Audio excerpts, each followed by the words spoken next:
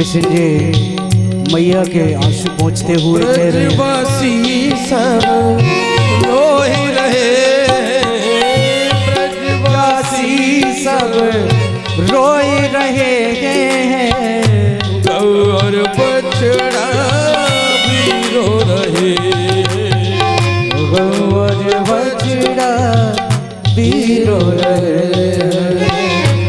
कृष्ण कैसे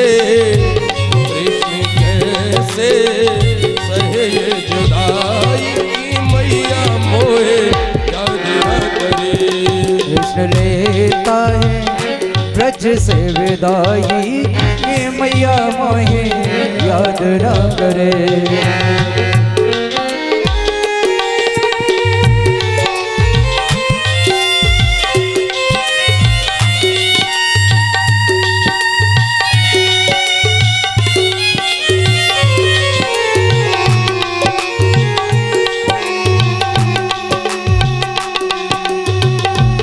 कितनी अच्छी है तू, कितनी भोली है तू, कितनी अच्छी है तू, कितनी भोली है, प्यारी प्यारी है ओ माँ, ओ माँ, ओ माँ मेरी माँ।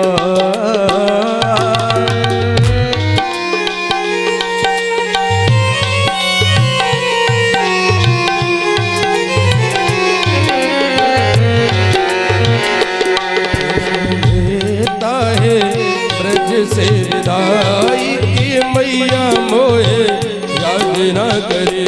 कृष्ण लेता है ब्रज से विदाई की मैया मोहे याद न करे। तो आज भगवान माँ यशोदा से विदा मांगने लगे कि देखो माँ 2 दिन की बात और परसों लौट करके मैं जरूर आ जाऊंगा। और भगवान कृष्ण और बलराम और कहते हैं मथुरा के लिए प्रस्थान कर गए अक्रूर जी के साथ। लेकिन अक्रूर जी को यानी बिल्कुल विश्वास हो गया कि साक्षात परमात्मा है, साक्षात हरि है, क्योंकि यमुना में स्नान किया। और कहते हैं जो झांकी रथ के ऊपर विराजमान है उसी झांकी के, और कहते हैं अक्रूर काका ने यमुना जी के दर्शन किए थे महाराज यमुना जी के अंदर। अक्रूर जी ने कहा कि देखो ये जो आपको दिखाई दे रहा ना, यहीं से मथुरा की नगरी प्रारंभ होती है। देखिए जीवन में हमें जो कुछ भी करना है हमें परमात्मा से मिलकर के करना चाहिए। जीवन में आशा करनी है तो परमात्मा की करो। क्रोध करना है तो परमात्मा से करो। अभिमान करना है, अभिमान करना बुरी बात नहीं, लेकिन अभिमान करो परमात्मा से करो। क्योंकि रामायण में तीक्षण जी ने बड़ा सुंदर वर्णन किया कि अस अभिमाने जाए जन भोरे,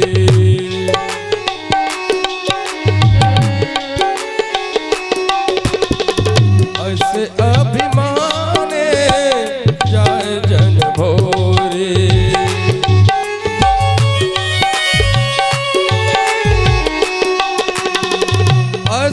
अभिमाने जाए जन भोरे, अस अभिमाने जाए जन दीवानी, सेवक रघो पति पति मोरे, सेवक रघो पति पति मोरे। कि क्रोध भी करना है तो परमात्मा से करो, क्योंकि आखिर क्रोध किसके लिए बनाया है? क्रोध अगर बनाया है तो परमात्मा के लिए बनाया है।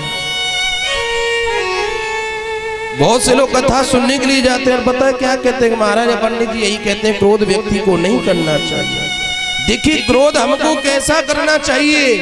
क्रोध हमको यानी कंठ से करना चाहिए।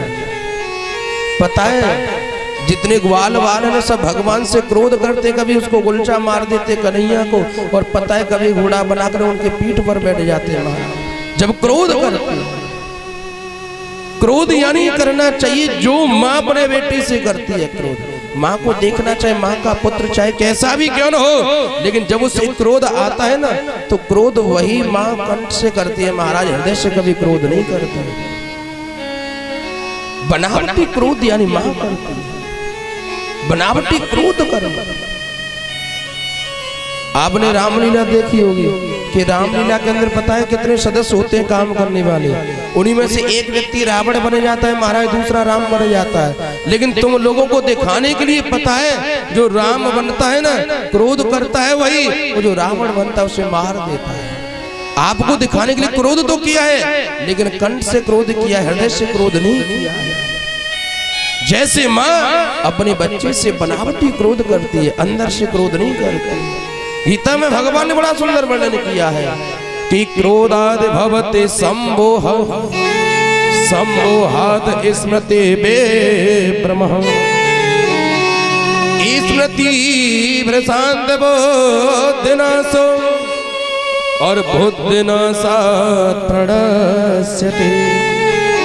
कि क्रोध से सम्मोह पैदा होता है, उससे स्मृति विभ्रम पैदा हो जाती है, और स्मृति में विभ्रम पैदा होने से और कहते हैं व्यक्ति की बुद्धि नष्ट हो जाती है, और जिस व्यक्ति की बुद्धि नष्ट हो गई महाराज उसका जीवन नष्ट हो गया, उसका चरित्र नष्ट हो गया, सब कुछ नष्ट हो गया।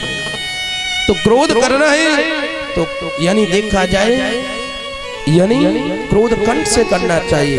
कहते कर्मा बेटी ने भी क्रोध किया था महाराज, जो कि जाट की पुत्री थी, और बताए बाबा रोजाना सेवा करते थे। लेकिन एक दिन बाबा बताए अपनी कर्मा बेटी से कह करके कि देखो बेटी मैं तो जा रहा हूँ, न जाने कब लौटूं, लेकिन एक काम आपको करना है। कि क्या कार्य करना है? कि जब तक आप भोग बनाओ, भोग बनाने के बाद ठाकुर जी का भोग लगाना, और जब तक ठाकुर जी स्वयं उस भोग का पान नहीं कर लेना, जब तक आपको भोग नहीं पाना, भोजन प्रसादी नहीं पानी। कि ठीक है बाबा। बाबा तो चले गए। समय व्यतीत हुआ, एक दिन उसी कर्मा बेटी ने पता है क्या बनाया, खींचड़ा, और खींचड़ो बना करके और घी डाल करके ठाकुर जी के सामने रख दिया। उसने सोचा कि शायद 5 मिनट में पा लेंगे, और 5 मिनट में यानी खींचड़ो रखो, पर्दा लगा दियो, और पर्दा खोलने के बाद देखा तो खींचड़ो तो जैसो को तैसो ही रखो। फिर बार बार बंद कर दिया पर्दा, 10 मिनट के बाद फिर देखा कि फिर भाई खींचड़ो जैसो को जैसो ही। अब जब खींचड़ो जैसो को जैसो ही था ना, तो कर्मा बेटी क्रोध करने लगी, और बड़ा सुंदर भाव प्रकट किया कि देख भाई तू बाबा के भरोसे सोच रहे हो कि बाबा आकर के मेरे को भोग लगाए तो मैं पाऊं, तो बाबा का कोई भरोसा नहीं कब लौट करके आए और नहीं आए। अगर उनके भरोसे बैठो रहो ना तो भूखो ही रह जाएगा। कर्मा बेटी क्रोध कर रही है, लेकिन कहती ही कर्मा बेटी के भक्ति भाव से, और कहते भगवान ने स्वयं साक्षात प्रकट होकर के और उस खींचड़े का पान किया। लेकिन क्रोध कहां से किया? कंठ से किया, हृदय से क्रोध नहीं किया। महाराज कि कर्मा बेटी जाट की और होती बड़ी नादान, और समझायो समझो नहीं तो ले जाती बैकुंठ। क्रोध करना है तो कर्मा बेटी जैसा कीजिए, जाट के पुत्र। आज भगवान कृष्ण और बलराम मथुरा की नगरियों में घूम रहे हैं, तो आइए घूम तो रहे हैं, थोड़ा सा ये जो लिस्ट आई आपके सामने नगला के रहेगी, उसको आप श्रवण कर लें। सबसे पहले कथा तो चलती रहेगी, कल भी चलेगी और परसों भी कथा होगी, तो देखते हैं कहाँ तक चलती है प्रभु की कथा। 11,000 रुपए मूरत ध्वज सिंह तोमर और 50 किलो गेहूं भी है। देखिए 11,000 है, 3 बिंदी है, समझते हैं।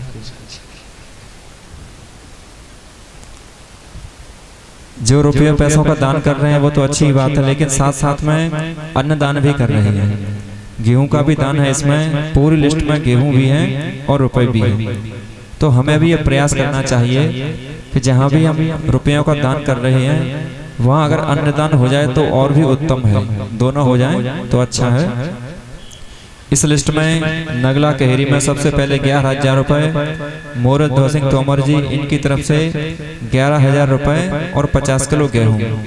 फिर आगे 500 रुपए राधे श्याम जी की तरफ से, राधे श्याम सिंह सिकरवार हैं, इनकी तरफ से 500 रुपए नगद प्राप्त हुए। और इसी क्रम में आगे 1,000 रुपए पुष्पा गोट नगद प्राप्त हुए, विष्णु जंगा। इसके बाद 200 रुपए राकेश जी हैं कोई, 200 रुपए और 10 किलो गेहूं। आगे 500 रुपए पाल सिंह जी की तरफ से प्राप्त हुए, 100 रुपए मुरारी जी की तरफ से। और इसी क्रम में आगे 11,000 रुपए के काशी, कोई नाम स्पष्ट नहीं है, के काशी है, और 50 किलो गेहूं। कोक सिंह नहीं है, के काशी लिखा है केवल। जो भी नाम हो, चलो भागवत जी के समक्ष जिनकी राशि आ गई, अगर किसी का नाम नहीं बोल पाता तो कोई बात नहीं है, भागवत जी में तो वो शामिल हो ही गए हैं। अच्छा जी, कैलाशी है, कैलाशी जी की तरफ से 11,000 रुपए और 50 किलो गेहूं। 200 रुपए मनोज जी की तरफ से और 10 किलो गेहूं। इसी क्रम में आगे 200 रुपए भूरा जी की तरफ से प्राप्त हुए हैं और 10 किलो गेहूं भी साथ में है। आगे 2100 रुपए सोबरन सिंह और 10 किलो गेहूं इनकी तरफ से प्राप्त हुए। और छोटा लाल जी हैं, इनकी तरफ से 200 रुपए और 10 किलो गेहूं। 100 रुपए सीताराम जी की तरफ से। फिर इसी क्रम में आगे दीना सिंह जी हैं, इनकी तरफ से 1100 रुपए और 20 किलो गेहूं। सुनहरी जी हैं, उनकी तरफ से 200 रुपए और 10 किलो गेहूं। बलराम जी की तरफ से 200 रुपए और 10 किलो गेहूं। मान सिंह जी की तरफ से भी 200 रुपए। कमेप्टर जी हैं कोई, इनकी तरफ से 200 रुपए प्राप्त हुए हैं। चरण दास जी की तरफ से भी 200 रुपए। राघवीर जी की तरफ से भी 500 रुपए प्राप्त हुए। और दयाराम जी, इनकी तरफ से भी 500 रुपए प्राप्त हुए। शिव नारायण जी की तरफ से 200 रुपए और विजय सिंह जी की तरफ से 200 रुपए। लोचन जी हैं, इनकी तरफ से 500 रुपए। शिवराम जी हैं, इनके 1000 रुपए। और पूरे लाल जी हैं, बूरे लाल या पूरे लाल कुछ ऐसा शब्द है, इसकी तरफ से 100 रुपए प्राप्त हुए हैं। इनको बहुत बहुत साधुवाद। और एक महाशय और हैं, रिंकू जी हैं, इनकी तरफ से 500 रुपए प्राप्त हुए। और इस लिस्ट में सबसे आखिरी में 11,000 रुपए दिए हैं ओमवीर मटरे वाले, भट्टे वाले हैं। चलो कोई बात नहीं है, ओमवीर जी भट्टे वाले हैं, इनकी तरफ से 11,000 रुपए प्राप्त हुए। ये सभी लिस्ट जो आप श्रवण कर रहे थे एक ही नगला की है, नगला केहरी। नगला केहरी वाले भक्तों की ये सारी लिस्ट है। उनके लिए बहुत बहुत धन्यवाद, साधुवाद, सभी ताली बजा दें। ऐसे ही हम प्रार्थना यही करते हैं भगवान से, सबके भंडारण भरे रहें और हमेशा ऐसे ही दान कर्म में जहाँ भी आवश्यकता हो वहाँ पर अच्छे कर्म में ये दान दिया करें। चलते हैं व्यास जी की तरफ। श्री राधे।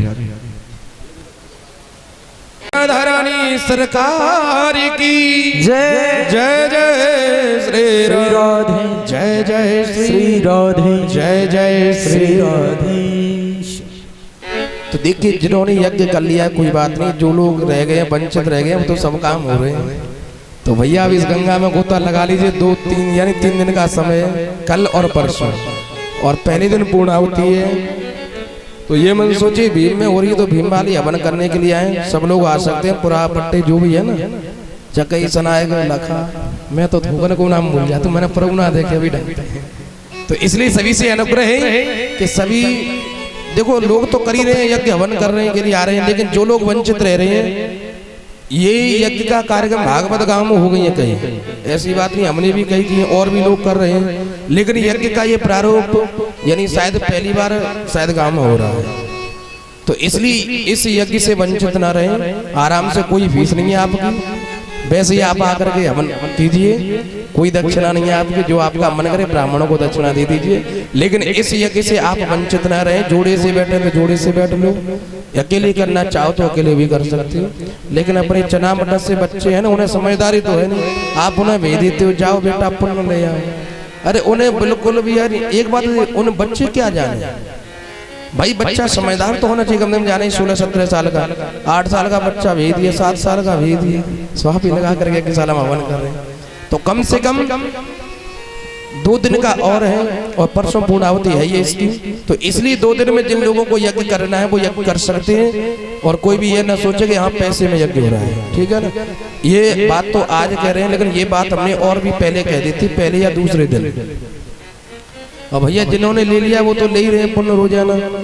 अब आपका सब कार्य भी हो गया है, अब तो आपके पतिदेव भी सहमत हैं, इसलिए थोड़ा सा यज्ञ करें। क्योंकि ये आप जो कथा सुन रहे हो ना, इसको हम सत्कर्म कहते हैं।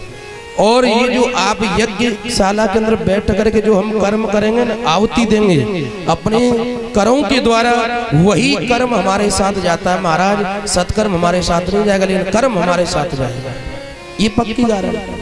तो इसलिए जितना बन सके आप यज्ञ कीजिए। वैसे यज्ञशाला भर रही है चकाचक, कोई कमी नहीं है। वो तो भाई खूब हवन करने के लिए आ रहे हैं, लेकिन भीम के थोड़े से ज्यादा लोग देखते हैं चके सनाए नहीं आते हैं, लखार में आ रहे हैं। लेकिन थोड़ा सा कोई बात नहीं, सब लोग यज्ञ करें, समय में से समय निकालें। क्योंकि एक दिन हवन कर जाओगे कोई बात नहीं है, हमें मालूम है किसी के पास समय नहीं है, लेकिन समय में से समय निकाल करके जितना बन सके 11 की आहुति जरूर दें। इस गंगा से कोई वंचित ना रहे, हम ये चाहते हैं। बोली बाकी बिहारी लाल की जय। तो आइए कथा की ओर चलते हैं, क्योंकि समय का भी अभाव है, 3:30 बज गए, हमने टाइम देखा। तो सुखदेव स्वामी कहते हैं कि हे राजन, आज भगवान मथुरा की गलियों में घूम रहे, यानी मथुरा की गलियों में घूम रहे हैं। और सुखदेव स्वामी कहते हैं कि सबसे पहले भगवान यमुना किनारे पर गए, और जब धोबी वस्त्र देने के लिए तैयार नहीं हुआ, भगवान को मारने के लिए तैयार हुआ, तो भगवान ने एक मुष्ट प्रहार धोबी के गाल पर किया। और कहते उसी समय भगवान ने धोबी का उद्धार किया। सुखदेव स्वामी कहते हैं कि हे राजन, ये वही धोबी था जिसके कहने से माता जानकी को राम ने वाल्मीकि आश्रम पर भेजा था। लेकिन उस समय राम ने कह दिया था कि इस समय मैं राम मर्यादा पुरुषोत्तम हूँ, लेकिन द्वापर के अंदर मेरा जन्म होगा और इसका बदला लूंगा। तो आज भगवान ने उस धोबी से बदला लिया। वस्त्र पहने दर्जी के घर गए और दर्जी ने भगवान के वस्त्र ठीक किए, लेकिन भगवान ने दर्जी को आशीर्वाद दे दिया कि भाई जा, इतनी का कपड़ा नहीं आएगा, उससे दूनी तेरी सिलाई रहेगी। तो आज के समय आप 100-150 रुपए का कपड़े का यानी पैंट शर्ट आप खरीद सकते हो, लेकिन दर्जी की सिलाई 350-400 रुपए चल रही है महाराज। तो आज भगवान के आशीर्वाद से उतनी का कपड़ा नहीं आता है महाराज, जितनी दर्जी सिलाई ले लेता है। उसके बाद भगवान के ततः सुधा मनोभवनम मालाकरस्य जगमतः, एक सुदामा नाम के माली के घर गए और वहां जाकर के सुदामा नाम के माली ने भगवान को माला पहनाई। और उसी रास्ते से सामने से एक त्रिवक्रा, जिसे हम कुब्जा कहते हैं, जो कंस की दासी थी, वैसे उसका नाम सैरंध्री था, और अपने हाथ में चंदन का कटोरा लेकर के जा रही थी। उससे भगवान ने पूछा कि अरे सुंदरी, आप कहाँ जाती हो, बताओ तो सही। जब सुंदरी कहा ना, तो उसके मुंह में लड्डू फूटने लगे, क्योंकि उसे सुंदरी किसी ने कहा नहीं। और भगवान ने कहा कि हम चाहते हैं कि आपके हाथ में जो चंदन का कटोरा है ना, ये चंदन आप हमारे मस्तक पर लगाइए। तो उसी समय कुब्जा ने प्रसन्न होकर के और भगवान सारे सखाओं के मस्तक पर पीला पीला चंदन लगाया, लेकिन भगवान की आंखों से अश्रुपात झर पड़े कि भाई इसको मेरी, यानी इसने हमारे चंदन लगाया है, इसको भी तो कुछ न कुछ देना चाहिए। भगवान ने सोचा इससे लोग घृणा करते हैं, द्वेष करते हैं, इसका चेहरा देखना पसंद नहीं करते। तो उसी समय भगवान ने कुब्जा को अपने पास बुलाया और 3 उंगली थोड़ी के नीचे लगा करके भगवान ने जोर से झटका दिया। और आज कहते हैं परमात्मा की कृपा से, और आज वही कुब्जा यानी देखते हैं इतनी सुंदर हो गई कि सारे लोग उसके दर्शन कर रहे हैं। परम सुंदरी उसको बना दिया। भगवान चलते चलते कहाँ पहुंचे, जहां धनुष यानी धनुष रखा हुआ है कंस के करेणवामेन सलीलमुद्धृत्यम, के करेणवामेन सलीलमुद्धृत्यम, और सज्जम सकृत्वा निमिषेण पश्यता, और नृणाम कृष्य प्रभंज मध्यतो, और यथेच धन्नम मदकोर्यरुक्रमहि, बाएं हाथ से धनुष को उठा करके भगवान ने इसके 2 टुकड़े कर दिए। और भगवान किसी को धक्का दे करके मार देते, लेकिन भगवान ने अस्त्र शस्त्र हाथ में नहीं उठाया। मेन दरवाजे पर कुबल पीड़ित हाथी खड़ा हुआ है और आज भगवान ने उसको घुमाया 7 बार और घुमा कर उसको फेंक दिया और आज कुबल पीड़ित हाथी का भगवान ने उद्धार किया है।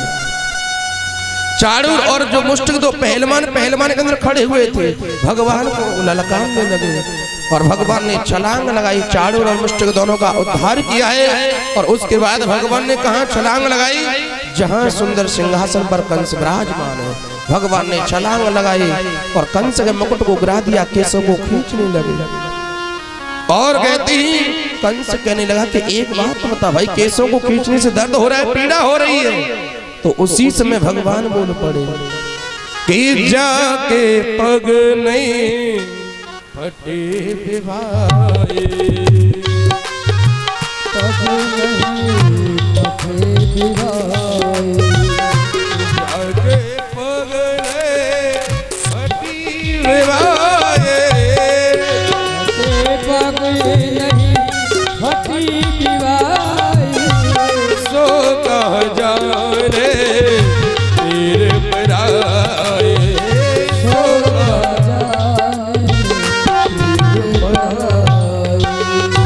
कि आज भगवान कहने लगे कि एक बात बताओ मामा, आज केसों को खींचने से दर्द हो रहा है, पीड़ा हो रही है कि भाई जब तक अपने पैरों की बेबाइयां नहीं फटती, जब तक दूसरे की पीड़ा को व्यक्ति समझ नहीं सकता है। और आज कह रहा है कि केस खींचने से पीड़ा हो रही है, दर्द हो रही है।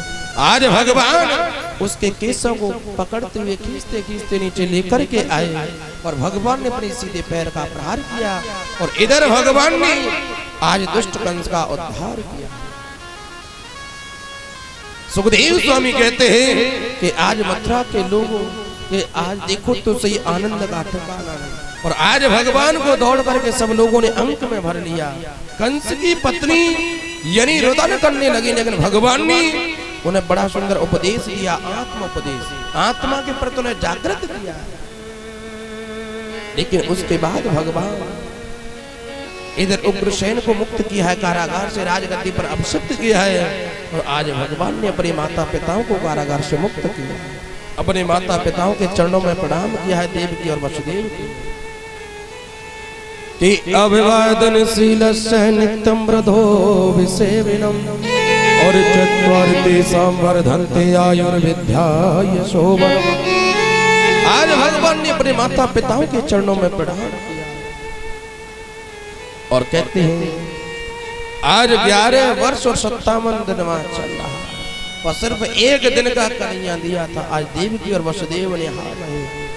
लेकिन नंद बाबा सारे सखा पता है कृष्ण बलराम से कहने लगे कि देख तूने अपनी माँ से वादा किया कि 2 दिन के बाद लौट करके आ जाऊंगा, अब तो घर चल। उसी समय सुखदेव जी राजा परीक्षित से कहने लगे कि हे राजन, इस दृश्य के झांकी के दर्शन करूं तो सही कि जिस बाबा ने उंगली पकड़ करके यानी लाला को चलना सिखाया, जो ब्रजवासी 24 घंटे यानी कृष्ण के साथ रहते। और आज गोविंद ने 2 शब्दों में 2 टूक कह दिए कि आप लोग जाइए और मैं शीघ्र आने की चेष्टा करूंगा। ये 2 शब्द कहे, क्या बीती होगी परीक्षित उनके हृदय पर, उनके मन पर। आज नन्हा सा कृष्ण और आज ने 2 शब्द कह दिए कि आप चलो और मैं शीघ्र आने की चेष्टा करूंगा। आज सारे ब्रजवासी नंद बाबा रोते रोते और वृंदावन लौट करके आए।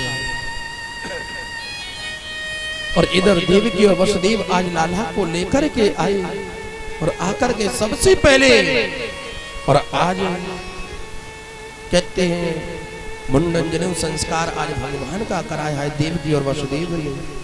और कहते हैं शिक्षा अध्ययन करने के लिए और अवंतिकापुरी भेजा।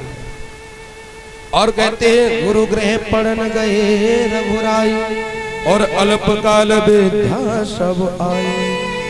सारी विद्याओं को भगवान ने यानी अध्ययन किया है। और उसके बाद भगवान ने कहा कि बोलो गुरुवर तुम्हें क्या चाहिए, लेकिन गुरु नहीं बोले, लेकिन गुरु माता बोल पड़ी और कहा कि आप हमें हमारे पुत्रों को वापस ला करके प्रदान कीजिए। तो भगवान यमपुरी गए और वहां जाकर की और गुरुदेव के पुत्रों को ला करके वापस प्रदान किया है। और पंचजन्य राक्षस को मार करके प्रभु ने संघ प्राप्त किया। उसके बाद भगवान पर आज अवंतकापुरी से शिक्षा अध्ययन करने के बाद जब लौट करके आ रहे थे ना, तो उसी गुरुकुल में सुदामा जी से मित्रता हुई और सुदामा जी से कहा कि देखो अगर तुम्हें समय मिले तो आप हमारी मथुरा नगरी पर, लेकिन एक बात और बता रहा, सुदामा जी के जीवन में गरीबी दरिद्रता क्यों आई? क्योंकि जब सुदामा जी को कृष्ण पता है, जब गुरुकुल में रहते थे शिक्षा अध्ययन करते थे ना, तो एक दिन वही दोनों लकड़ी बीनने के लिए गए जंगल में, तो पता है एक एक मुट्ठी चना रख दी और कहते हैं जब दोनों के लिए एक एक मुट्ठी चना रखे थे ना, तो भगवान तो चढ़ गए लकड़ी तोड़ने के लिए। अब इधर सुदामा जी को भूख लगी तो पता है क्या किया कि अपने हिस्से के भी चना खा लिए महाराज उन्होंने, लेकिन उनसे जब भूख नहीं मिटी तो भगवान के हिस्से के भी चना खा लिए। और हमेशा जीवन में याद रखो कि जो व्यक्ति दूसरे का हिस्सा खाता है उसके जीवन में हमेशा देखो गरीबी आ सकती है। हमें प्रयास करना चाहिए कि दूसरे का हक हमें कभी नहीं खाना चाहिए।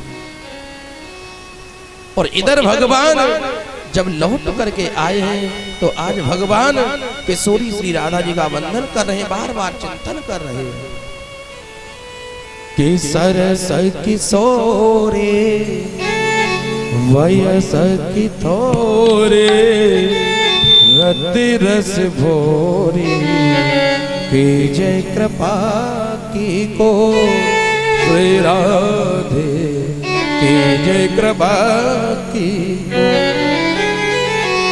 आज बैठे बैठे श्री राधा रानी का चिंतन कर रहे हैं। कृष्ण का मन घर पर नहीं लगता, नाम तो बहुत लंबा है कि अनन्य ममता विष्णु ममता प्रेम संगतः भाव सैव सांद्रात्मा बोधई प्रेम निगजते। आज माँ देवकी ने सबसे पहले आज भगवान के लिए यानी कृष्ण के लिए आज सबसे पहले भोजन प्रसादी बनाए और भोजन प्रसादी बनाने के बाद और थाली में सजा करके और जब अपने लाला के लिए लेकर के आ रही थी ना कक्ष में, तो बाहर से कक्ष से देखा कि आज लाला कक्ष में बैठा बैठा रो रहा है। जैसे आई थी और उन्हीं पैरों से वापस लौट करके चली गई। और पता है वसुदेव जी जाकर के कहने लगे कि देखो स्वामी, जिस दिन से अवंतकापुरी से शिक्षा अध्ययन करने के बाद जो हमारा पुत्र कृष्ण वो आया है ना, वो रो रहा है, उसे आप जाकर के पूछो तो सही वो क्यों रो रहा है, क्या कष्ट है? क्योंकि मैंने एक दिन का कन्हैया देखा। वसुदेव जी बोल पड़े, अभी मत लाइए जाके महाराज, अभी मत लाओ जाके, हर जगह करवा।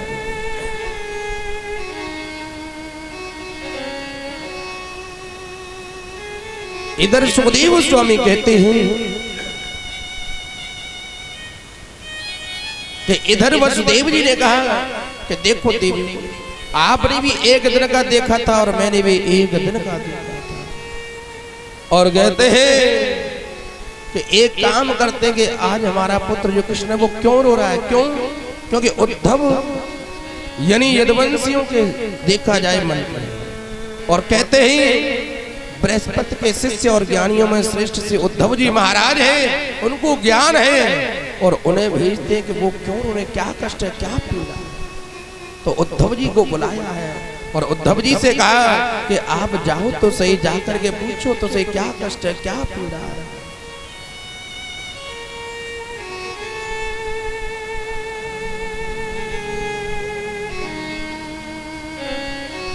उद्धव जी महाराज आए और आकर के उद्धव जी ने पूछा कि एक बात बताओ प्रभु, सारी मथुरा के अंदर समाचार फैल गया है, कहते हैं कि जिस दिन से कन्हैया और अवंतकापुरी से आए हैं उस दिन से रो रहे हैं, क्या कष्ट है, क्या पीड़ा, आप बताओ तो सही। तो उसी समय भगवान अपने मंच से खड़े होकर के और उद्धव को अंक में भर लिया और इधर भगवान यानी उद्धव को अंक में भर करके रोने लगे और उद्धव से बोले कि ओ धामोए ब्रज बिसरत नाई, कि ओ धामोए ब्रज बिसरत नाई, और हंस सुता सुंदर कलरव कुंजन के छाए। अरे उद्धव, मैं 1000 बार प्रयास करूं उस ब्रज को भूलने का, लेकिन भूल नहीं सकता। क्यों? कि जब ही सूरत आवे वा सुख और जब जब याद दिलावे वा ब्रज की। माताओं, अभी झांकी नहीं आ रही, आप मन में सोच रहे हैं कि 10-5 मिनट में झांकी आ जाएगी, आने वाली है। कम से कम आधा पौन घंटा लगेगा झांकी में। अब या तो आप कथा में समय निकाल लीजिए, झांकी का इंतजार करते रहिए, यानी अपने ध्यान को जो कथा चले उस पर थोड़ा स्थिर आवे वा सुखी जब जब याद दिलावे वा सुखी। आज भगवान उद्धव से कहने लगे कि ब्रज की सुख की स्मृति जब मेरे को होती है तो मेरे को लगता है कि मेरे प्राण सुरक्षित है क्या, मेरे प्राण बचे क्यों हैं? अरे उद्धव, तुम्हें विश्वास नहीं कि एक मन में विचार करो कि निर्मल अंतःकरण वाले उन ब्रजवासियों के साथ मैंने कितना बड़ा धोखा किया कि एक साथ खाते, एक साथ पढ़ते, एक साथ खेलते, लेकिन पता है 2 शब्दों में उनसे यानी जिस नंद बाबा ने इतना बड़ा वैभव होने के बाद और मेरे को पता है उंगली पकड़ करके चलना सिखाया, और उस नंद बाबा को मैंने एक पल में छोड़ दिया अपनी खुशी के लिए। अरे उद्धव, मैं जरा सा दूध कम पीता ना तो मेरी मां न, अगर मैं दूध कम पीता मेरी मां न जाने कितने वैद्यों को बुला लेती कि आज इसने दूध कम क्यों पिया, क्या बात है। अरे उद्धव, उन गोपियों ने जीवन में सर्वस्व यानी मेरे को अपना समझा, और आज उन गोपियों के साथ मैंने कितना बड़ा धोखा किया। अरे उद्धव, अगर तुम्हें विश्वास नहीं तो आप ब्रजमंडल के अंदर जाओ तो सही, और जाकर के देखो तो सही। अगर यहाँ आज मैं रो रहा हूँ, आज दुखी हूँ, तो शायद आज वो भी वहां दुखी होंगे, इसलिए वो रो रहे हैं। जो अनुकरण वो कर रहे हैं वही अनुकरण आज मेरे को हो रहा है। उद्धव जी ने कहा कि ठीक है, मैं उनको वेदांती भाषा में क्या समझाऊंगा, वे तो यानी ग्वार वो क्या समझेंगे मेरी भाषा को, मैं उन्हें वेदांती भाषा में क्या समझाऊंगा। भगवान ने मन में विचार किया, सोचने लगे कि ये उद्धव को ज्ञान का अहम, ज्ञान का घमंड, और उन ब्रजवासियों को साधारण ग्वारी समझ रहा है, उन गोपियों को ग्वारी समझ रहा है साधारण। अरे उद्धव, जाओ तो सही और जाकर के तुम्हें पता चले। उद्धव ने कहा कि ठीक है, मैं जाऊंगा तो सही, लेकिन 6 घंटे के लिए, और उसके बाद वापस आ जाऊंगा। कि ये तो समय बताएगा कि आपको 6 घंटे लगेंगे या 6 महीने लगेंगे। प्रातः काल होते ही उद्धव ने रथ को तैयार किया है, और भगवान ने अपना पटका दे दिया। क्यों?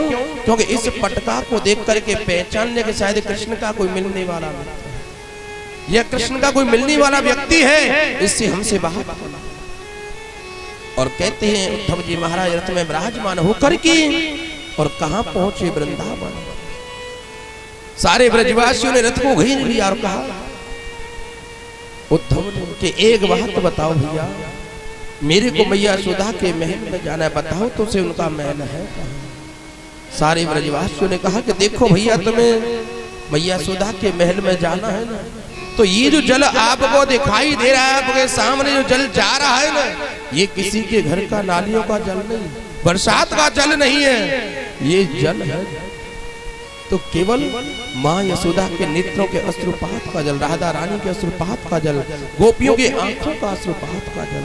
और जहां इनका अंत हो जाए, विराम हो जाए, विश्राम हो जाए, और समझ लेना वही मैया यशोदा का महल, उसी जल के सहारे।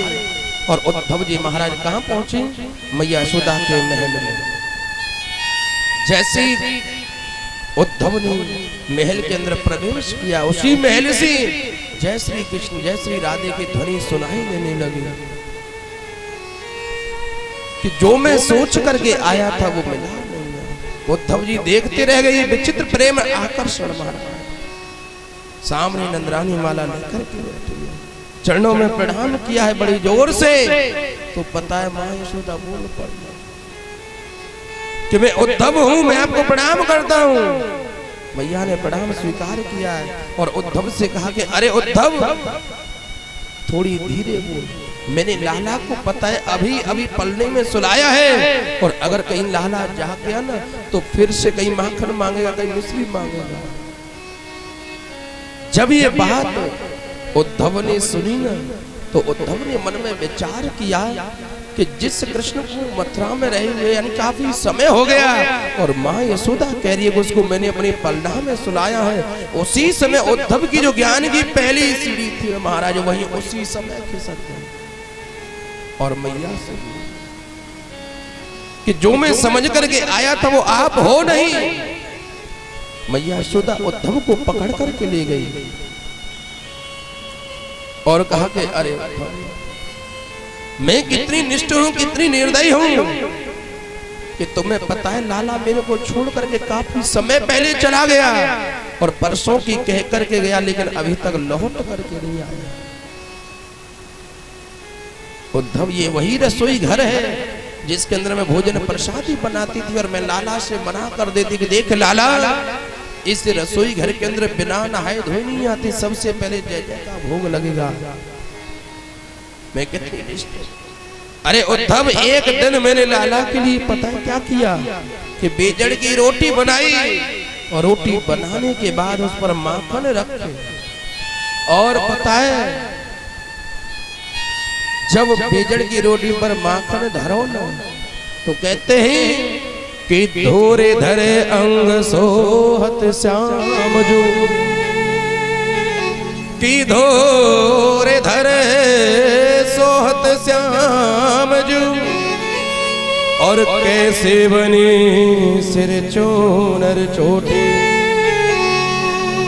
खेलत खात फिर अंगना पग पैन निवाजत पीरी का छोटी कि वाछव को रस गान विलोकत और भारत काम कला निधि कोटि और काग के भाग कहाँ कहिए हरे हाथ सुन गयो माखन रोटी कि अरे उद्धव मैंने बेजड़ की रोटी बना करके थोड़ा माखन जब धर के लाला को दी न तो लाला ठुमक ठुमक करके मेरे आंगन में नृत्य करने लगा, लेकिन एक उड़ता हुआ कौवा आया और आकर के पता उस रोटी को लेकर के चला गया। तो पता है लाला उसी समय मचल गया और कहने लगो कि देख माँ मेरे को वही रोटी चाहिए, चाहे कुछ भी हो जाए मैं उस कोई से युद्ध करूंगा लेकिन उसी रोटी को लेकर के मानूंगा। अरे उद्धव जब मैं याद करती हूँ ये लीला तो मुझे लगता है कि मेरे प्राण सुरक्षित क्यों है।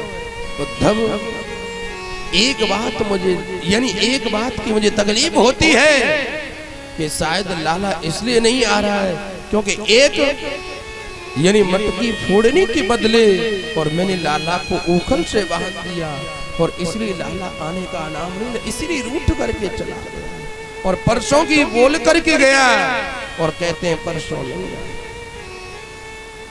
और ये बृहस्पति का शिष्य और ज्ञानियों में श्रेष्ठ और उद्धव जी महाराज माँ यशोदा के चरणों में साष्टांग लेट गया और कहने लगा कि देखो माँ मैं तुम्हारे चरणों में प्रणाम करने के काबिल नहीं हूँ। जय जय श्री राधे जय जय श्री राधे। तो आज उद्धव ने माँ यशोदा के चरणों में प्रणाम किया और माँ यशोदा के चरणों की धूली मस्तक पर लगा करके और कहा कि अब मैं उन गोपियों से मिलना चाहता हूँ, राधा रानी से मिलना चाहता हूँ। प्रातः काल होते और कहते एक बगीचे में और कहते हैं राधा रानी और गोपियां सब विराजमान हैं और उद्धव जी पीछे से खड़े होकर के इन गोपियों की बातों को सुन रहे थे और इधर गोपियां एक एक अपने भाव को प्रकट कर रही थी। एक कहने लगी अरे सखी अरे लाडली आज मैंने पता है कन्हैया को पनघट पर देखा और पता है मेरे सर पर मटकी रखी और पता है मेरे घर तक पीछे पीछे आया, घर पहुंच करके मैंने पीछे मुड़ करके देखा तो वही लाला मेरे को नजर नहीं आया, आंखें खुली थी। और किशोरी कहने लगी गोपियों से कि देखो तुम कितनी भाग्यवान हो, पुण्यात्मा हो कि तुम्हें स्वप्न में भी उस परमात्मा का कृष्ण का दर्शन होता है। और उद्धव जी इन सब के दर्शन कर रहे हैं। एक गोपी ने श्रेय से पूछा राधा रानी से कि एक बात बताओ आपको स्वप्न में परमात्मा का दर्शन नहीं होता, कृष्ण का दर्शन नहीं होता है, बताओ तो सर।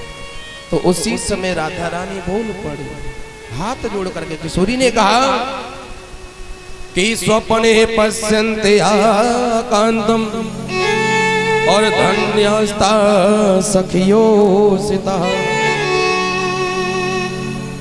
कि असमागम तो गते कांते और निद्रा विगता वैरिणी। राधा ने कहा कि स्वप्न तो उस व्यक्ति को आता है जिस व्यक्ति को नींद आती है, पर जिस व्यक्ति को नींद नहीं आती उसे स्वप्न कैसे आ जाए, क्योंकि जिस दिन से कृष्ण इस ब्रजभूमि को छोड़ करके गए हैं ना, उसी दिन से यानी मेरी नींद भी उनके साथ चली गई है। और नींद नहीं आती तो स्वप्न आए कैसे, और स्वप्न दिखता नहीं तो तुम्हें कैसे बताऊं। जब ये बात उद्धव जी ने सुनी कि भगवान को ब्रज छोड़े हुए काफी समय हो गया और इतने दिन तक किशोरी को नींद नहीं आई, सोई नहीं, आपस में सखियां वार्तालाप कर रही कि देखो प्रेम में कभी क्रोध भी आता है, अनुराग भी आता है, लेकिन हमने अपने जीवन में निश्चय कर लिया है कि चाहे कुछ भी हो जाए काले से प्रेम नहीं करेंगे। ये जो काले होते ना कपटी होते, तो उसी समय एक भौरा उड़ता हुआ उनके पैरों में बार बार गिर रहा है। उद्धव जी खड़े हैं, सब वृक्ष के पेड़ से पीछे से देख रहे हैं, और गोपियां राधा रानी कहने लगी बार बार तो हमारे चरणों में क्यों गिर रहा है, पैरों में क्यों गिर रहा है। लेकिन कहते हैं तेरी मूंछों पर जो कुमकुम लगाने, इससे ये बात स्पष्ट होती है कि तुम भी कृष्ण के समान स्थिर हो। के परिचरितम कथम तद पाद तु पद्मा और हिया विबत हित चेता उत्तम श्लोक जल्पई। कि तुम उस कपटी कृष्ण के दूत हो, में विश्वास है, हम जानते हैं जन्म जन्मांतर से उसने कपट किया है हमसे। गौरी ने कहा कि कपटी नहीं बोलना, क्यों कि अगर उसने कपट नहीं किया हो, एक के साथ नहीं किया हो, तो बताए उसने हर व्यक्ति के साथ कपट किया जिसने प्रेम किया है। क्या बिगाड़ा था बेचारे वाली ने, और कहते छुप करके पीछे से बाण मार दिया राजा। और क्या बिगाड़ा था राजा बलि ने, जो 3 बिनान के बोने बनकर के सारे त्रैलोकी को अपने कब्जे में ले लिया। हम जानती जिसने भी प्रेम किया है उसे धोखा मिला है। बेचारे शूर्पणखा ने प्रेम किया और कहते नाक कान दोनों काट दिए। अरे भ्रमर, इस कपड़ी से जिसने प्रेम किया उसे धोखा मिला है। मूर्ध्वज ने प्रेम किया, बेटे के सिर पर आरा चलाना पड़ा। राजा हरिश्चंद्र ने प्रेम किया और कहते हैं अपने आप को, बेटे को, सबको, पत्नी को एक डोम के घर बेचना पड़ा। राजा शिव ने प्रेम किया, शरीर काट काट कर तराजू पर तौलना पड़ा। जिसने भी प्रेम किया है उसे धोखा मिला है। और इन बातों को सुनकर की घोड़ा वहां से चला गया। और उद्धव जी ने देखा और आकर के कहा कि मैं आप समस्त गोपियों को, राधा रानी को प्रणाम करता हूँ। निवेदन केवल इतना करना चाहता हूँ कि आप कृष्ण को प्रियतम मानती हो और वो कृष्ण साक्षात ब्रह्म है। क्यों? क्योंकि मैंने अपने गुरुदेव से ज्ञान लिया है कि देखिए ब्रह्म का हाथ नहीं होता है। और कहती है एक बार जीव, यानी एक बार जीव की वृत्ति निर्गुणी ब्रह्म में नहीं लग जाए, तो एक बार जीव का मन निर्गुण ब्रह्म में लग जाए तो उस व्यक्ति के मन में जो भटकाव आते वो खत्म हो जाते हैं। इसलिए जो हमारा मन है, इस मन को आप ब्रह्म में लगाओ तो सही, परमात्मा में लगाओ तो सही।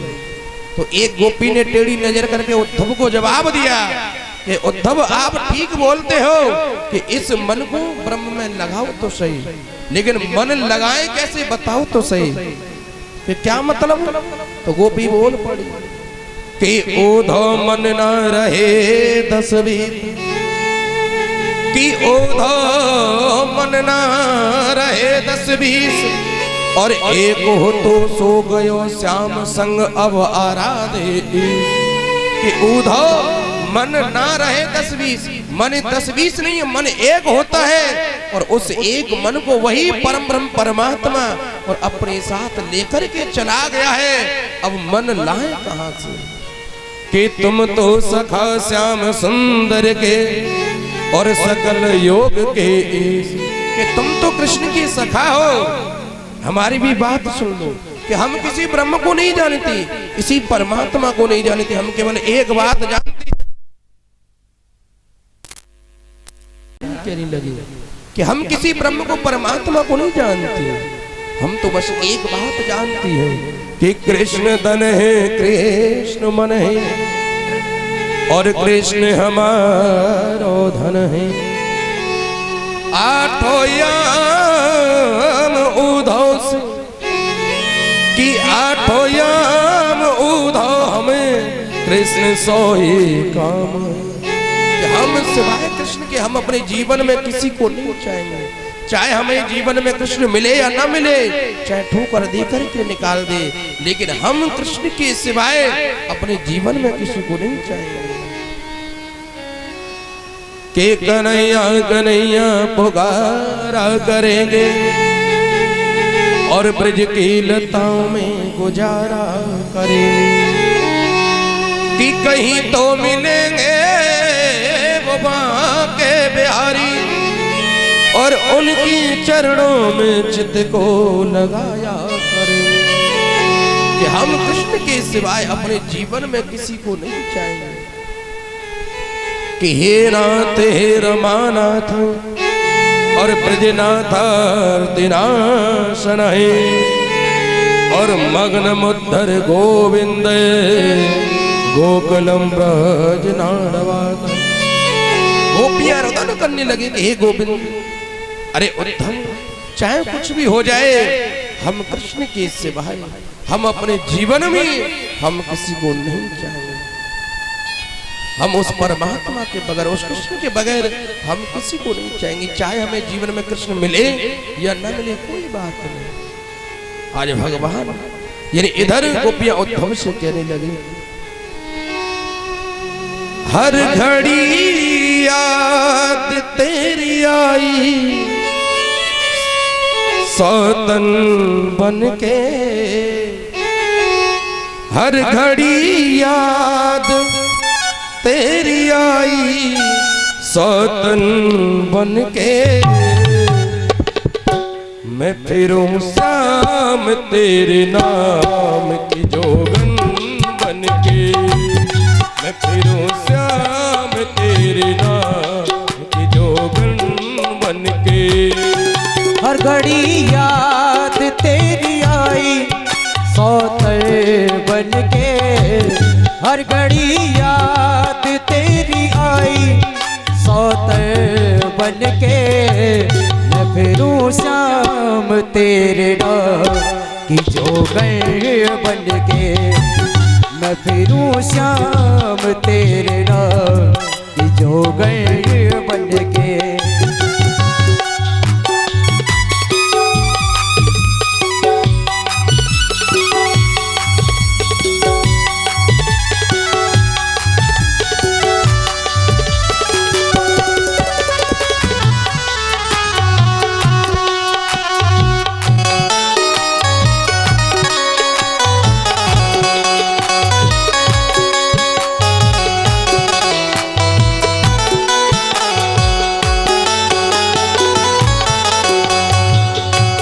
एक जमाना था बुलाने से चला आया था, एक जमाना था बुलाने से चला आता था, तुझको कड़ कड़ में मेरा चेहरा नजर आया था, मुझको कड़ कड़ में तेरा चेहरा नजर आता था। टूट गई मैं तो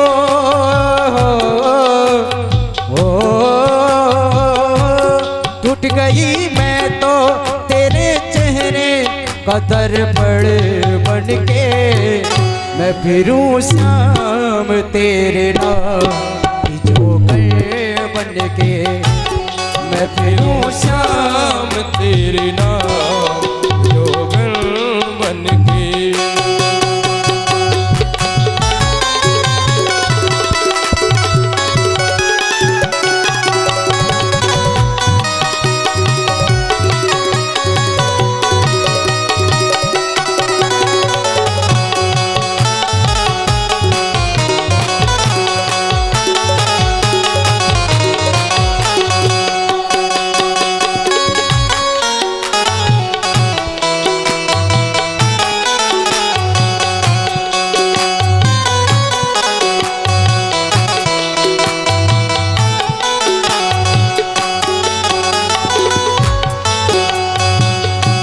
याद कर वादा किया तूने ये जमुना तट पर। याद कर वादा किया तूने यमुना तट पर। जी सकेगा ना कभी मुझसे दूर दूर हट कर। जी सकेगा ना कभी मुझसे तो दूर हट कर। छल गया छलिया हो चल गया छलिया मुझको मेरा दुश्मन बन के। मैं फिरूं शाम तेरे नाम की जोगन बन के। मैं फिरूं शाम तेरे नाम जोगन बन के।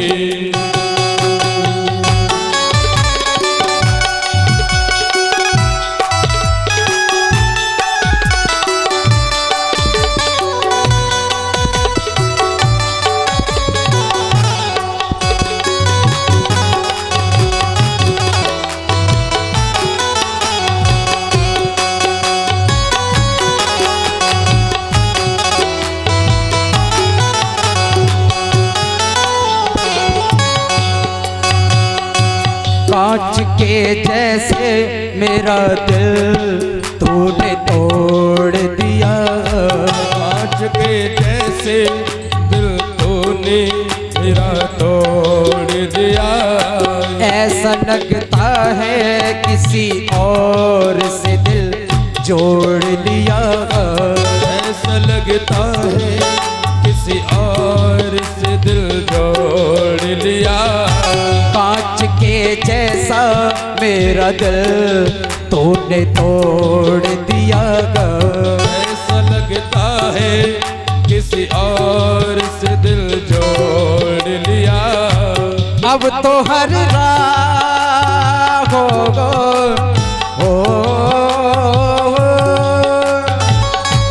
अब तो हर रात मुझे डसती है नागिन बन के। मैं फिरूं शाम तेरे नाम की जोगन बन के। मैं फिरूं शाम तेरे नाम की जोगन बन के। हर घड़ी याद में जियाई सौतर बन के। हर घड़ी याद तेरी आई सौतर बन के। मैं फिरूं शाम तेरे नाम की जोगन बन के। मैं फिरूं शाम तेरे नाम की जोगन बन के।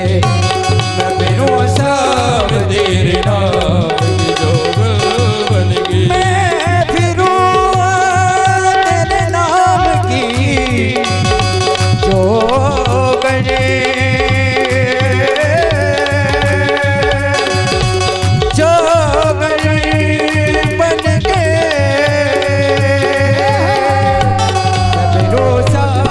तेरे नाम जोगन बन के। मैं फिरूं शाम तेरे नाम जोगन बन के। मैं फिरूं शाम तेरे नाम जोगन बन के। बोली बाकी हरिलाल की जय। तो आज गोपियां उद्धव से कहने लगे कि अरे उद्धव, हम कृष्ण के सिवाय अपने जीवन में कभी भी किसी को कुछ नहीं माने। और आज उद्धव जी को 6 महीने हो गए और आज उद्धव जी के नेत्र सजल हो गए। और उद्धव ने कहा कि देखो, मैं आपको वचन देता हूं। और कहते हैं आज का सूर्य यानी शाम को ढल नहीं सकता है, उससे पहले आपके पास वही परमात्मा विराजमान होगा। ये मेरा वचन है। उद्धव ने दौड़ लगा दी कि उद्धव सीधो है चलो, कि उद्धव सोधव है चलो। और सुन गोपिन के बोल, और ज्ञान बजाए डुमडुमी और प्रेम बजायो ढोल। कहते प्रेम के ढोल के सामने महाराज ज्ञान की डुमडुमी को कौन सुने। उद्धव दौड़े दौड़े गए, मथुरा लौट करके आए और भगवान ने पूछा कि उद्धव 6 घंटे की कह करके गए थे, आपको तो 6 महीने हो गए। उद्धव ने कहा कि मेरे से बात मत करो। क्यों? क्योंकि एक बात बताओ, आपने उनके साथ इतना बड़ा धोखा दिया, और अगर आप चाहते हो तो मैं उनको वचन दे करके आया हूं, और यानी आप उन्हें जाकर के दर्शन दीजिए। तो उसी समय भगवान ने उद्धव से कहा कि अरे उद्धव, आप अपने नेत्रों को बंद करो तो सही। उसी समय उद्धव ने अपने नेत्र बंद किए हैं ना, और 2 मिनट के बाद पता है, यानी भगवान ने कहा कि उद्धव आप नेत्र खोलो तो सही। जिन ब्रजवासियों के दर्शन वृंदावन के अंदर हो रहे थे, और उद्धव ने आज भगवान के पास दर्शन किए सबके। आज राधा रानी, गोपियां, माँ यशोदा, नंद बाबा सब लोग खड़े हुए हैं, और भगवान ने उसी समय उद्धव से कहा कि अरे उद्धव, मेरी ये सब कार्य क्यों किया? क्योंकि आपको ज्ञान का अहम था, अभिमान था, ज्ञान तो था लेकिन भक्ति नहीं थी, और जब तक ब्रज के अंदर नहीं जाते आपको भक्ति की यानी प्राप्ति नहीं होती। लेकिन आज ज्ञान के साथ साथ आपको भक्ति भी प्राप्त हुई है, और कहते हैं बिना भक्ति के ज्ञान पंगो ज्ञान माना जाता है, और कहते हैं ज्ञान के साथ भक्ति जुड़ जाए तो कहते हैं सोने पर सुहागा हो जाता है। और आज उद्धव को ज्ञात हुआ, और उद्धव से भगवान कहने लगे कि राम रूपे भवे सीता रुक्मिणी कृष्ण, यानी कृष्ण ही राम है, राम ही कृष्ण। राधा और कृष्ण है एक, लेकिन नाम अलग अलग है। के तस्मात् जो राधा और कृष्ण नाम अलग है, लेकिन चीज एक है। आज उद्धव जी को सर्वांग दर्शन हुआ और गोपियों का दर्शन किया है, और उसके बाद हर्ष से गदगद होने लगे। उसके बाद भगवान कुब्जा के घर गए, अक्रूर जी के घर गए, और आज उन्हें आत्मा की अनुभूति कराई। और इसी के साथ भागवत के 10वें स्कंद की और महाराज पूर्णार्ध को विश्राम दे दिया, और 10वें स्कंद के उत्तरार्ध में प्रवेश करेंगे, जिसके अंदर सबसे पहले आप ठाकुर जी के विवाह की कथा को श्रवण करेंगे। तो देखिए, कथा को कल श्रवण करेंगे, और झांकी के दर्शन आप कर लीजिए। तुम कहो तो कथा भी सुना दे, 5 मिनट में कथा हो जाएगी। कल विस्तार से थोड़ा सा श्रवण करा देंगे, झांकी निकलवा देंगे ना। बोले बांके बिहारी लाल की। तो देखिए, कल की कथा के बारे में श्रवण कर लेंगे। यानी कल यानी देखा जाए भगवान के 16,108 विवाहों का वर्णन भी होगा। उसके बाद बहुत सुंदर सुंदर कथाएं हैं, और जो विश्राम का प्रसंग रहेगा वो रहेगा सुदामा चरित्र। तो कल आपको कृष्ण और सुदामा जी की झांकी भी कल आपको दिखाई जाएगी। और परसों के दिन यानी कथा रहेगी, यानी दत्तात्रेय के 24 गुरुओं का वर्णन, एकादश और द्वादश स्कंद की भागवत को यानी परसों के दिन आप श्रवण करेंगे। तो कल का जो विश्राम का प्रसंग रहेगा वो रहेगा सुदामा चरित्र। तो कल आप कृष्ण सुदामा के दर्शन करेंगे, और सब लोग जानते हैं सुदामा जी के लिए लेकर के क्या आएंगे। तो आइए अब चलते हैं आपके सामने, और अभी आपके सामने भगवान की झांकी आ रही है। बोले बांके बिहारी लाल की जय।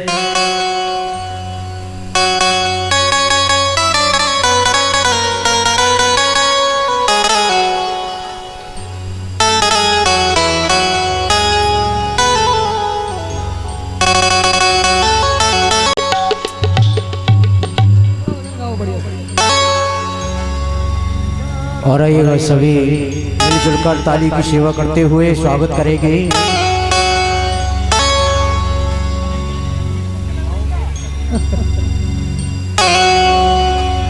आओ मेरी सखियां मुझे मेहंदी लगा दो,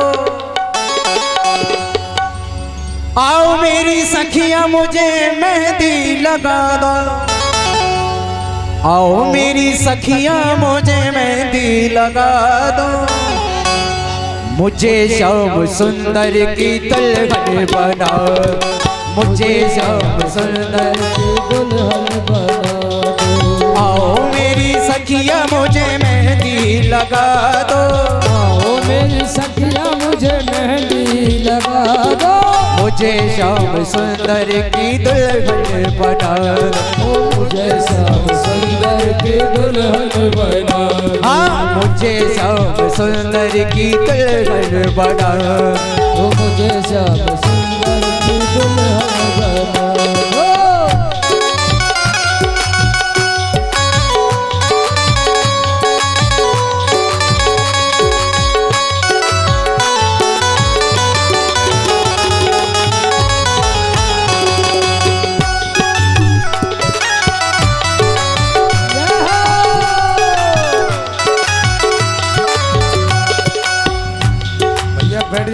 खड़े हैं, कितनी बार सभी कह भक्तों से दिए। निवेदन और देखिए कल 2 चैन कटेंगे, भैया बैठ जाओ, व्यवस्था को भंग न करें, सभी बैठ जाए अपने यथास्थान पर, सभी बैठ जाए।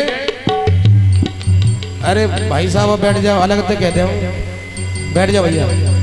जितने लोग खड़े हैं पीछे सभी बैठ जाए अपने यथास्थान पर, कोई भी खड़ा नहीं होगा। और थोड़े 5-7 लोग खड़े हो जाए व्यवस्था के लिए, इनका पहले वो करवा दो महाराज। जय माला है जादू श्री राधे राधे राधे श्री राधे। ऑपरेटर भैया आप भी ध्यान देंगे और हम भी दोनों ध्यान देंगे विशेष। कोई भी भैया कैमलेटों से दूर हट जाए, गिर जाती हैं। हमारे आगे कई हादसे हो गए। ये जो बॉक्स कैमलेट बज रही है ना, उनसे सभी बच्चे दूर हो जाएं बिल्कुल। और ये व्यवस्था सभी बनाए रखें, बड़े शांतिपूर्वक। शादी विवाह का आनंद लेना है भगवान का, तो आप अपनी जगह बैठकर ही आनंद लेंगे। बड़ा ही दिव्य आज का उत्सव है, सब बैठकर आनंद लें। यथास्थान सभी बैठ जाएं, किसी को भी अव्यवस्था ना हो, इसलिए सभी अपनी अपनी जगह बैठे रहेंगे।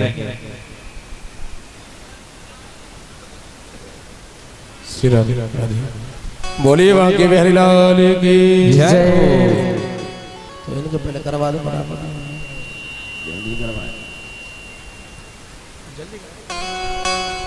भगवान देखो द्वारका से चलकर आए हैं तो थक गए हैं कुछ, इसलिए कुछ श्री राम।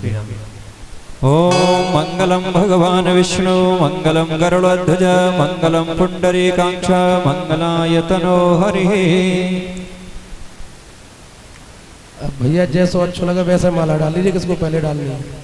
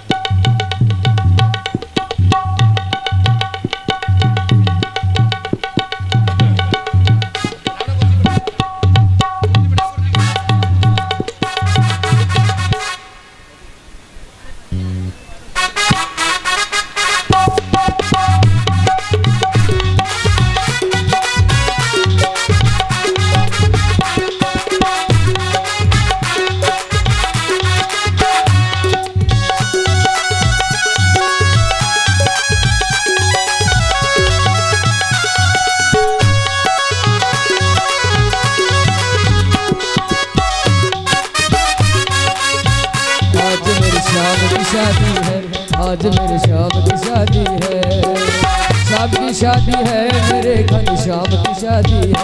आज मेरे श्याम की शादी है, ऐसा लगता है सारे संसार की शादी है। आज मेरे श्याम की शादी है, आज मेरे श्याम की शादी है। जिनको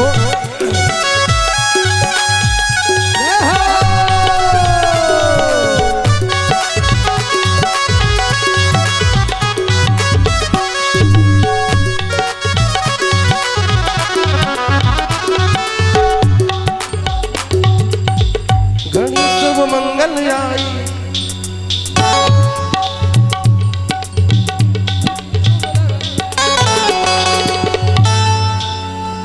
सारे नगर में धूम मची है, उगली गिरी सजने लगी है। सारे नगर में धूम मची है, द्वारिका नगरी सजने लगी है। दूल्हा बने हैं, दूल्हा बने हैं नंदलाल की जोड़ी का जवाब नहीं। दूल्हा बने हैं नंदलाल की जोड़ी का जवाब नहीं, कि जोड़ी का जवाब नहीं, जो जोड़ी का जवाब नहीं, कि जोड़ी का जवाब नहीं, जोड़ी का जवाब नहीं। जय हो। दूल्हा बने हैं नंदलाल की जोड़ी का जवाब नहीं। दूल्हा बने हैं नंदलाल जोड़ी का जवाब नहीं। जिनको पूजन करना है, जिनको पूजन करना है वो एक एक से पूजन कराते जाएं, बाहर निकालते जाएं। जिनको पूजन करना है कन्यादान, वो एक एक से खड़े होकर के आएंगे। भाई साहब अरे ऐसे मत आओ, कूद कूद के रस्सी, एक एक से आते जाइए। अरे अरे आसू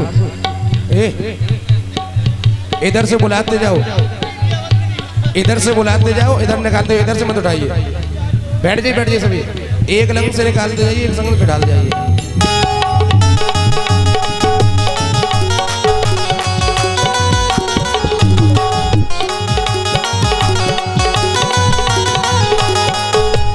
नगर में धूम मची है, द्वारका नगर में धूम मची है, द्वारका नगरी सजने लगी है, द्वारका नगरी सजने लगी है।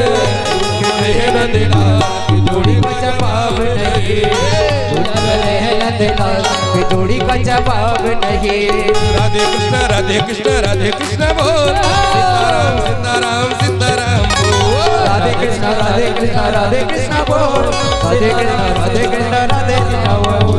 जोड़ी का जवाब नहीं जय हो, कि जोड़ी का जवाब नहीं जय हो, जोड़ी का जवाब नहीं जय हो, कि जोड़ी का जवाब नहीं।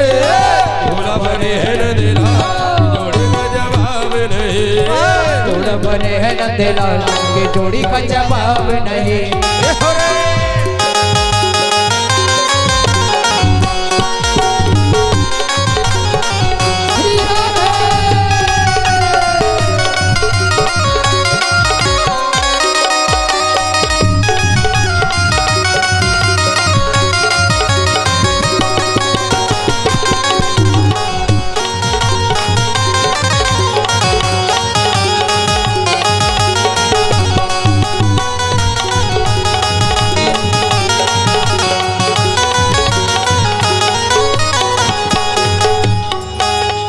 रुक्मणी भारी फैशन वारे, रुक्मणी भारी फैशन वारी, रुक्मणी भारी फैशन वारे, रुक्मणी भारी फैशन वारी, फैशन वारी वो तो फैशन वारे, फैशन वारी वो तो फैशन वारी।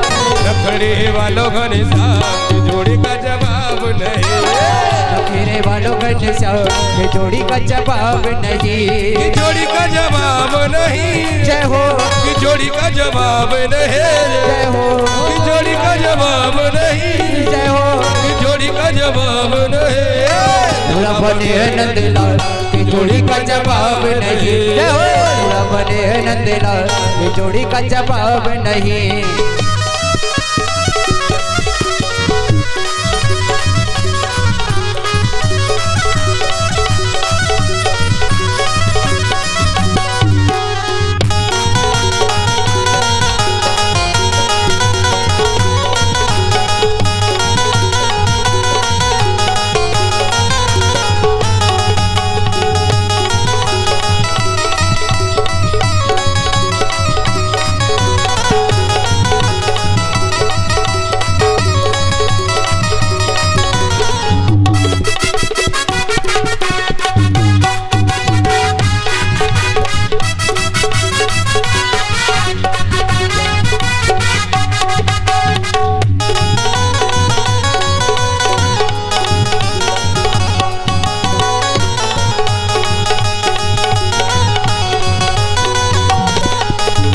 रुक्मणी भारी टीका वारी, रुक्मणी भारे टीका वारे, रुक्मणी भारी टीका वारी, रुक्मणी भारे टीका वारे, टीका वारी वो तो टीका वारी, टीका वारी टीका वारी, रुक्मणी भारी टीका वारी, रुक्मणी भारी टीका वारे, मोर मुकुट वारो श्याम की जोड़ी का जवाब नहीं, और मुकुट वालो श्याम की जोड़ी का जवाब नहीं, की जोड़ी का जवाब नहीं जय हो, की जोड़ी का जवाब नहीं जय हो, की जोड़ी का जवाब नहीं जय हो, की जोड़ी का जवाब नहीं। भोला बने है नंदलाल की जोड़ी का जवाब नहीं, भोला बने है नंदलाल की जोड़ी का जवाब नहीं।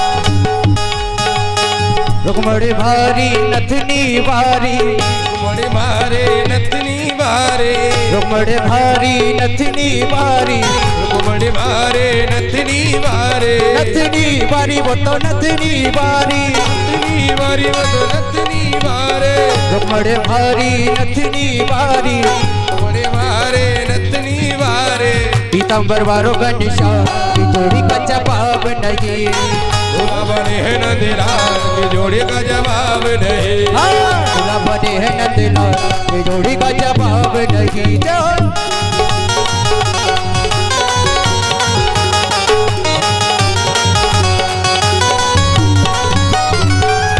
भैया बैठ जाओ, बैठ जाओ, ये खड़े ने सभी लोग बैठ जाए, बच्चा हो बैठा दो, बैठ जाओ सभी। और भैया इधर से थोड़ा जल्दी जल्दी कराते जाओ, अरे भाई साहब निकालते जाओ इनको फटाफट। मंच के बाईं तरफ देखा भैया आप, ये बैठ जाए, सभी लोग बैठ जाए, खड़े जितने बैठ जाए थोड़ा सा, और थोड़ी जगह छोड़ दो निकलने के और ये लिए। बच्चा है इनको खड़े कर दो यहाँ से, भाई साहब इन्हें खड़े कर दो यहाँ से निकलने के लिए, इनको खड़ा करो सबको यहाँ से, बच्चों का काम नहीं, आराम से इन्हें खड़ा बैठो। करो यहाँ तो सब, और इधर से निकालते जाइए, पूजते जाइए, इधर को निकालते जाइए सबको, जिनको पूजन करता है फटाफट निकलते जाइए। हो राधा की पायल छम छम बाजे, राधा की पायल छम छम बाजे, पाछे राधा रानी नाचे, श्याम ने छोड़ा तराना, राधा का श्याम दीवाना, श्याम ने छोड़ा तराना, राधा का श्याम दीवाना, राधा का श्याम दीवाना, राधा का श्याम दीवाना, राधा का श्याम दीवाना, राधा कसम दीवाना, हमने छोड़ा तराना, राधा कसम दीवाना।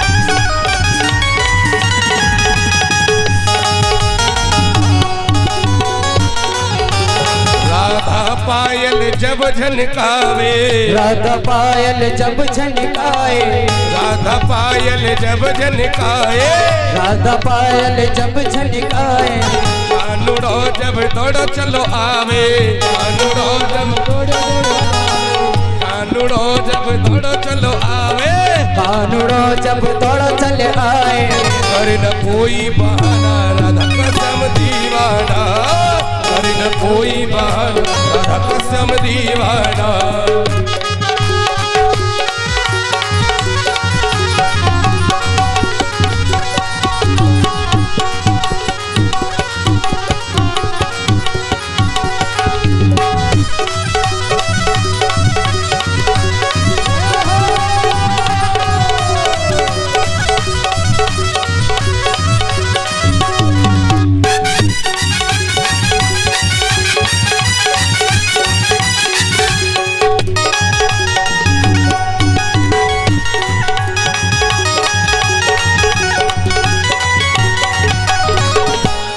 हरि हरि धरती हर भर उपवन, हरि हरि धरती हर भर उपवन, हरि हरि धरती हर भर उपवन, हरि भरी धरती हर भर उपवन, गुजरयो सारो वृंदावन, गुजरयो सारो वृंदावन, गुजरो सारो वृंदावन, गुजरयो सारो वृंदावन, गूंज रहा बरसाना, राधा कसम दीवाना।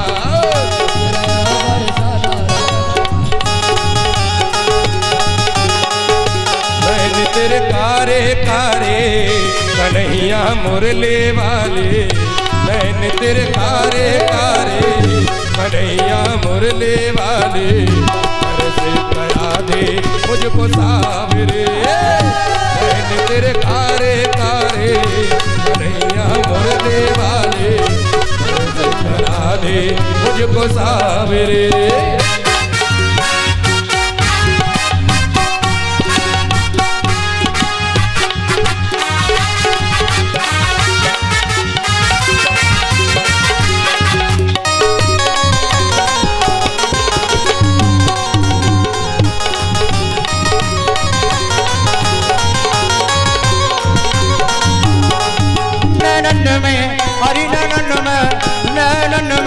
शाम समाएगा मोए प्रेम का डोगी लगाएगा हरि नैनन में शाम समाएगा मोहे प्रेम को रोग लगाएगा हरि नैनन में शाम समाएगा मोए प्रेम का डोगी लगाएगा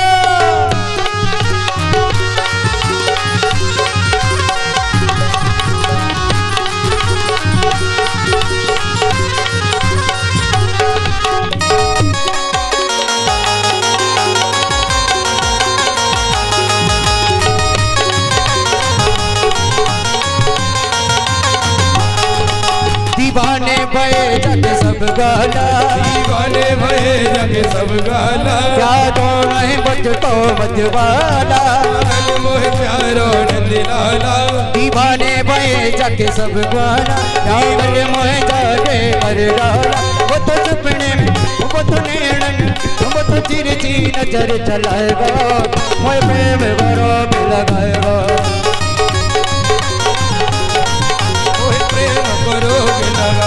हरि नैनन में शाम समाएगा मोए प्रेम का डोगी लगाएगा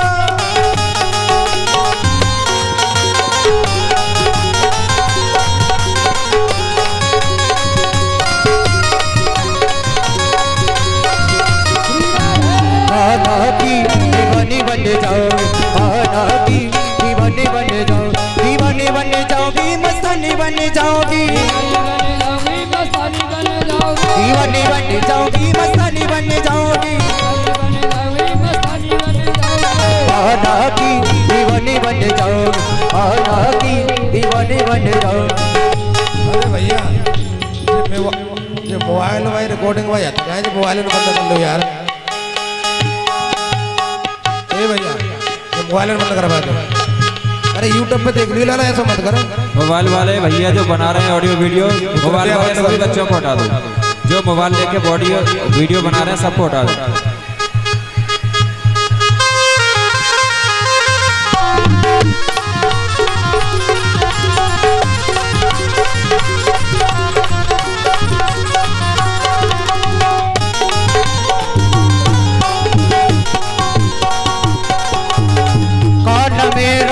मखन खावे मैं मिसरी बन जाओ खाना मेरा माखन खावे मैं मिसरी बन जाओ खाना मेरा माखन खावे मैं मिसरी बन जाओ खाना मेरा माखन खावे मैं मिसरी बन जाओ बक्कानी बन जाओगी बेगानी बन जाओगी बन जाऊंगी दीवानी बन जाऊंगा बक्कानी बन जाओगी बेगानी बन जाओगी दीवानी बन जाओगे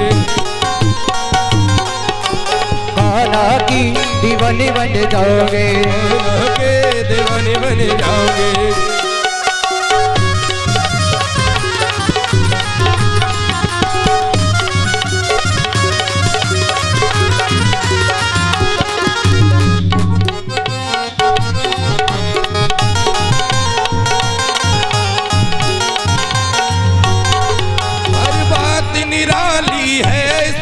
हर बात में एक टेढ़ापन इसकी हर बात में एक टेढ़ापन हर बात निराली है इसकी हर बात में एक टेढ़ापन टेढ़े पर दिल क्यों आया है ये मैं जानूं या वो जाने टेढ़े पर दिल क्यों आया है ये मैं जानूं क्या वो जाने मोहन से दिल क्यों लगाया है ये मैं जानूं या वो जाने मोहन से दिल क्यों लगाया है ये मैं जानूं या वो जाने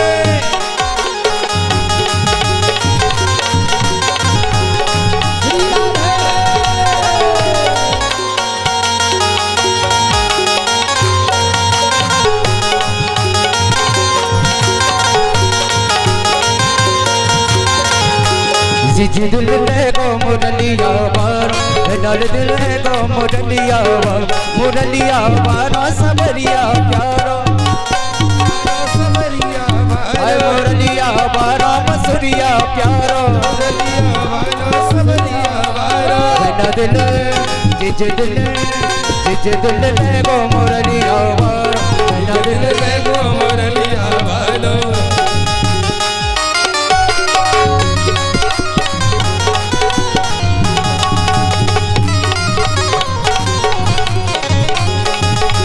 सिज दिल ले गो मुरलिया वार बिन दिल ले गो मुरलिया वार सिज दिल ले गो मुरलिया वार बिन दिल ले गो मुरलिया वार। बोली बांके बिहारी लाल की जय हो। श्री राधे बोले रुक्मिणी रमण भगवान की जय हो। अब आप सभी ने नृत्य कर लिया, अब सभी बैठ करके ठाकुर जी का नृत्य देखेंगे। जो यहाँ भगवान स्वरूप आए हैं तो आप लोग अपनी जगह बैठे रहेंगे, तब तो अच्छे से कार्यक्रम हो सके।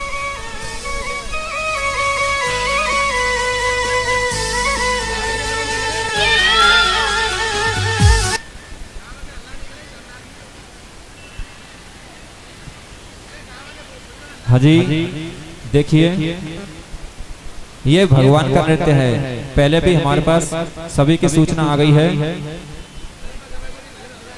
अगर ठाकुर जी का नृत्य देखेंगे तो कोई परेशानी नहीं है, इसको किसी अन्य भाव में ना लें। ग्राम वालों से भी सभी से विनम्र निवेदन है कि शांत चित्त होकर के प्रेम पूर्वक ये ठाकुर जी का नृत्य है उस प्रकार से देखें जैसे भगवान नृत्य करते हैं। ये अभी कोई ये साधारण बालक नहीं है, भगवान का स्वरूप है, भगवानमय है। जय श्री राम। नीचे उतार दो, नीचे उतार दो।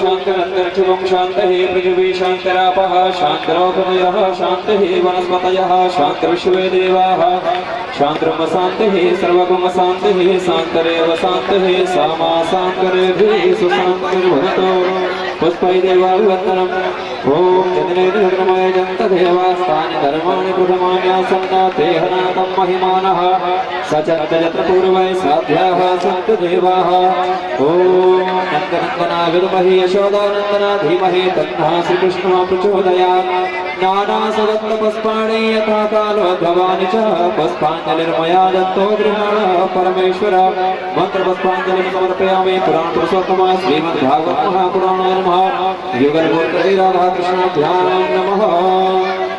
सभी को आरती दिखा देंगे आप।